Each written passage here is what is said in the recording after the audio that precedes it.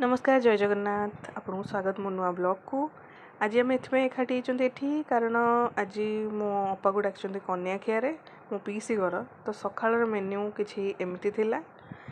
तापरे से माने खराबेल भी खाया डाकते तो खराबेल प्रिपेरेसन चली पूरा चिंगुड़ी छड़ा छड़ी माँ झील माने मो पीसी झील और पीसी पूरा लगी पड़ते से मो अपा भी टे हेल्प करदेला। एठी मो पीसी चिंगुड़ी को बहुत ही भल से सफा करके देखौं मत केड़ा बड़ चिंगुड़ीटा ता निस्सर धरिकी से आम रोषे आज कर आम खाइबू। तापर देखु आम जेहेतु 4-5 जन खाइबू तो से पूरा गोटे घरे भोजी स्टाइल ये होचंदी पीसी झील जी सब माने प्रिपरेशन कर खाइबा आम सब बासन उठे आनचुं कन्या आमको भी खाद्य मिलूँ आम ये खाइबार व्यस्त मो सान भाई ये बाहुबली बुलूँ जेहेतु खरा बेला और दिन खाया बहुत हेवी हो जाइला तो राति किसी अलग ही प्रिपरेशन थिला तो मो खुड़ी घर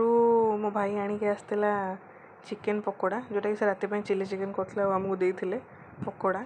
तो आम से खाई खाद्यर आज दिन अन्वेषण को ये समाप्त कर वीडियो देखी धन्यवाद। सब्सक्राइब करें बिल्कुल भूलें।